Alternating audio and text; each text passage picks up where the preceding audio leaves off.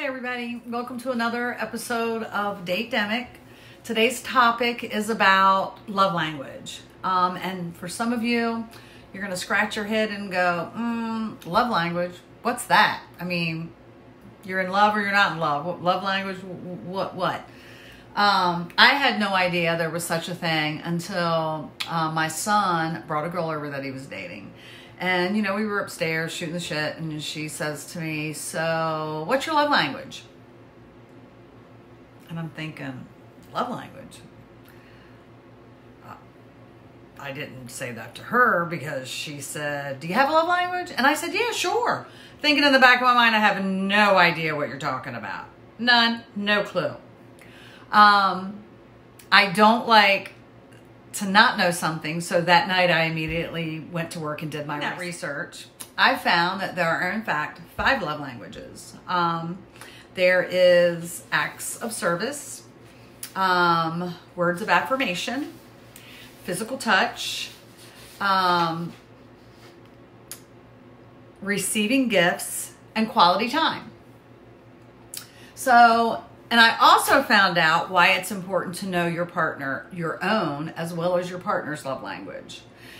Because if my love language is acts of service, when you come home, I'm going to have an amazing dinner fixed for you.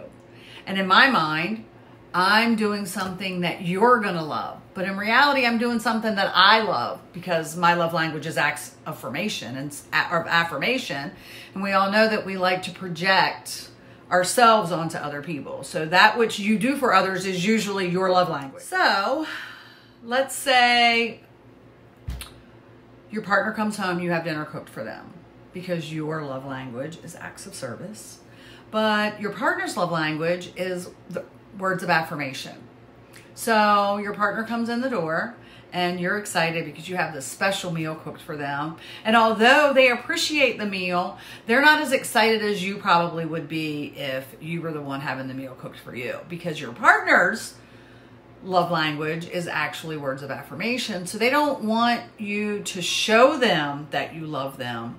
They want you to tell them that you love them. So my love language is words of affirmation. I don't want you to show me ways that you love me. I want you to actually tell me that you love me. I want to hear the words. And I'll give you an example of how I didn't know. So what my partner's love language was. A couple of instances. I was dating one guy, and he always liked to touch. He liked to play with my hair. He liked to rub my back. You know, just always wanted to touch me. And so that was his way of showing me, inadvertently, that his love language was physical touch. Another guy I dated, we're going to go into receiving gifts. So it's not necessarily the size of the gift that you receive or the amount of the gift that you receive, but it's the thought that goes into the gift. So I was dating a guy who couldn't just go out and buy a motorcycle ornament that was my motorcycle for the Christmas tree, which is what he wanted to get me. At the time, I had a Nightster, a Harley Nightster, and it had been customized. It had a Springer seat on it, no front fender, the rear fender had been chopped. And so what this guy did was, because he couldn't just go out and buy it, it was custom, he actually made a replica of my motorcycle, and he made a Christmas tree ornament. It was absolutely beautiful. It was an exact replica. And so for him, now that I look back, his love language was most likely receiving gifts. Had I known that, I could have catered to that a little bit. Still don't think it would have changed the outcome because, well, you know.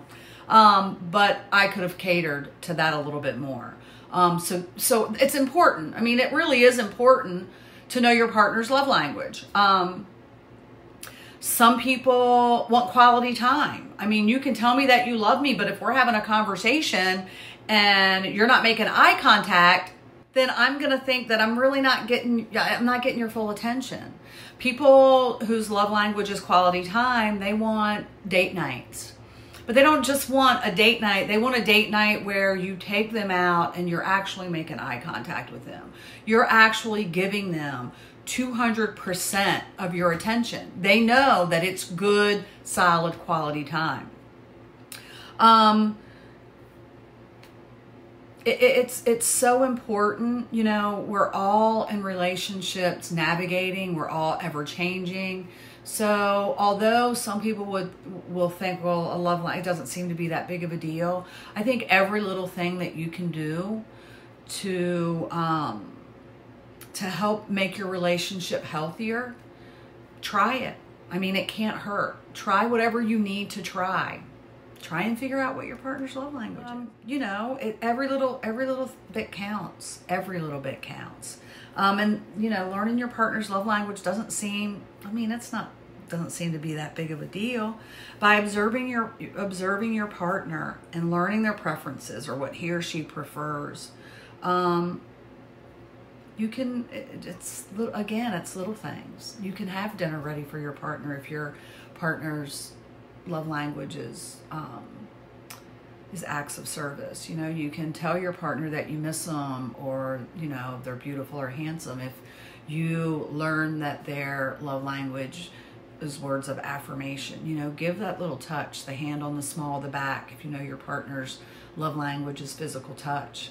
I think every little thing that we can do to better our relationships, hey, do it. If they're your person, do it. Have the conversation. Internally as well, ask yourself, you know, what makes my heart smile? What is my love language? And you know, everyone has a primary. There are also secondaries. I mean, I think my primary is words of affirmation. I find that more so than not, I'm telling people, oh my gosh, you know, you look so pretty, or gosh, you're handsome, sexy as, or, you know, I'm proud of you, or gosh, you know, I'm glad you had a good day. My secondary would probably be physical touch. And if my partner learns that about me, hey, it just enhances an already awesome relationship. You know, happy wife, happy life, happy partner. You get what I'm saying. Go the extra mile. Do what you need to do. Anyway, I don't have time for this shit.